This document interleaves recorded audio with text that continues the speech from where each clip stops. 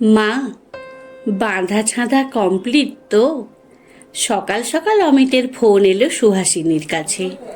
আমি ঠিক 7:30টার সময় আসছি তোমায় নিতে। দুটোর বেশি সুটকেস হয়নি তো? আলমারি ওখানে কিন্তু একটাই বোর্ডার পিছু। তোমাকে শান্তিনীরে পৌঁছে দিয়ে আমাকে অফিসে দৌড়ুতে হবে। আমি আবার ফেরার পথে তোমার সঙ্গে দেখা করে আসব। সুহাসিনী সংক্ষেপে জবাব দিলেন, তুই যেভাবে বলেছিলি সেইভাবেই গুছিয়ে নিয়েছি। কথাটা বলে ভেতরে ভেতরে সুহাসিনী গুমড়ে কাঁদলেন 2 মিনিট। একটু সামলে নিয়ে সুহাসিনী মনে মনে ভাবলেন, বৃদ্ধাবাসে বেশি জিনিস নিয়ে যাওয়া বাতুলতা। প্রিয় অনেক কিছুই তো পেছনে ফেলে যেতে হচ্ছে। আর কটা দিনই বা বাঁচবেন? এখন 76 চলছে। এ ঘর ছেড়ে চলে যেতে সুহাসিনীর বুক ভেঙে যাচ্ছে। স্বামীর ভিটে বলে কথা, কিন্তু কী বা করতে পারেন তিনি? প্রথম যেদিন অমিত এসে বাড়ি বিক্রি করে তাকে বৃদ্ধাশ্রমে নিয়ে যাবার কথা বলেছিল, সুহাসিনীর কিছুতেই বিশ্বাস হচ্ছিল না।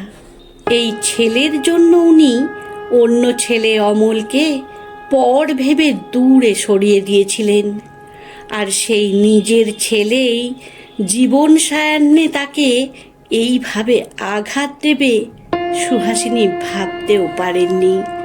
সুহাসিনীর স্বামী মারা গেছেন আজ 4 বছর হয়ে গেল। অমিত বছর 2 আগে নতুন 3 রুম ফ্ল্যাট বুক করেছিল মধু এভিনিউতে। বাবা মারা যাওয়ার 3 বছরের মাথায় অমিত ছেলে বউ নিয়ে নতুন ফ্ল্যাটে চলে যায়। সুহাসিনীকে বলে গিয়েছিল এ পাড়ায় থাকা নাকি তার চাকরির সঙ্গে বড্ড বেমানান, তাই নতুন ফ্ল্যাটে উঠে যাচ্ছে। এত দিনের পুরনো ভিটে ছেড়ে অন্য কোথাও যেতে সুহাসিনীর মন চায়নি। অমিত জোরাজুরি করেনি, কিন্তু সেই ভিটেই যে অমিত বিক্রি করে দিয়ে তাকে এইভাবে পথে বসাবে, সুহাসিনী এক মুহূর্তের জন্যও ভাবতে পারেনি। ইদানিং সুহাসিনীর শরীর ভালো যাচ্ছিল না। বছরখানেক আগে বাড়িটা অমিতের নামে করে দিয়েছিলেন সুহাসিনী। আজ সেই বাড়ি অমিত বিক্রি করে দিল।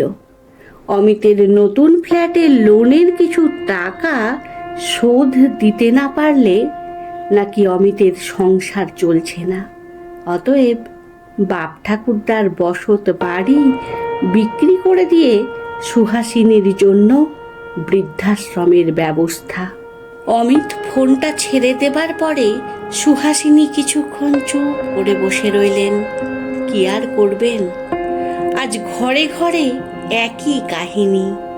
এই গত মাসেই এপাড়ার রমলাদি বৃদ্ধাশ্রমে চলে গেলেন। দুরু দুরু বক্ষে অপেক্ষা করছেন আরও কতজন। স্বামীর ভিটে ছেড়ে বৃদ্ধাবাসে চলে যাওয়া যে কতখানি বেদনার, ভুক্তভোগী ছাড়া আর কেউ বুঝবে না। সুহাসিনী ভাবলেন, আজ যদি অমল এ বাড়িতে থাকতো তাহলে সুহাসিনীকে হয়তো এই রকম একটা দিন দেখতে হতো না। অমল অর্থাৎ সুহাসিনীর প্রয়াত স্বামীর প্রথম পক্ষের ছেলে। সুহাসিনীর বিয়ের পরে ছোট্ট ছেলেটা তাকেই মা বলে জেনেছিল। সদ্য মা হারা ছেলেটা সুহাসিনীর পেছনে পেছনে ঘুরত মায়ের একটু আদর পাওয়ার জন্য। কঠিন সত্যিটা হলো, সুহাসিনী কোনো দিনই অমলকে নিজের ছেলে বলে মেনে নিতে পারেননি। বিশেষত অমিতের জন্মের পরে অমল তার কাছে হয়ে গিয়েছিল প্রায় পরের ছেলে। এ নিয়ে অমলের মনেও একটা চাপা ব্যথা ছিল, কিন্তু মুখ ফুটে কোনো দিনই অমল কিছু বলেনি। স্বামী মারা যাওয়ার পরে অমিতের সঙ্গে যখন অমলের সংঘাত বেড়ে চলল, তখন সুহাসিনীর থেকে অনুমতি নিয়ে অমল আলাদা হয়ে গেল। সুহাসিনীর তরফ থেকে বিশেষ আপত্তি ছিল না, আর অমিত তো মুখিয়েই ছিল। অমল অবশ্য নিয়ম করে মাসের প্রথমেই সুহাসিনীর সঙ্গে দেখা করে খোঁজ খবর নিত। সুহাসিনীর দরকারে অদরকারে টাকা পয়সাও দিয়েছে। অমল বিয়ে করেনি। সুহাসিনী শুনেছিল বিল্ডারের কাজ করে অমলের আজ নাকি রমরমা অবস্থা। ঠিক 7:30টার সময় অমিত গাড়ি নিয়ে সুহাসিনীর কাছে পৌঁছে গেল। তাড়াহুড়ো করে সুটকেস দুটো গাড়িতে উঠিয়ে নিল। অমিতের অফিসে আজই নাকি জরুরি মিটিং রয়েছে, তাই এই হুটোপুটি। 7:30টার সময়েই যে ভদ্রলোক বাড়িটা কিনেছেন, উকিলের সঙ্গে তার এখানেই এসে চাবিটা নিয়ে যাওয়ার কথা। একদিন তার উকিলই কাগজপত্রে সই সাবুত করেছে। সুহাসিনী শেষবারের মতো একবার বাড়ির ভেতরটা দেখে নিলেন। গত 42 বছর এ বাড়িতে বাস করেছেন। সর্বত্র শুধু স্মৃতি আর স্মৃতি, মৃত স্বামীর স্মৃতি, অমল অমিতের ছোটবেলাকার স্মৃতি। এখন তো এই বাড়িটাই স্মৃতি হয়ে যাবে। সুহাসিনী কেঁদে ফেললেন। কান্না চেপে বেরিয়ে এসে অমিতের গাড়িতে উঠতে যাবেন, ঠিক সেই সময় বাড়ির সামনে আর একটা গাড়ি এসে দাঁড়ালো, অমলের গাড়ি। সুহাসিনী চাইছিলেন না এ সময় অমলের মুখোমুখি হতে। অমল হয়তো তার চলে যাওয়া খবর পেয়ে দেখা করতে এসেছে। কোথায় যাচ্ছ মা বাড়ি ছেড়ে? হাসি মুখে অমল জিজ্ঞেস করল।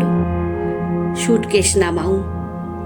অমল বলল, কোথাও যাবার দরকার নেই তোমার।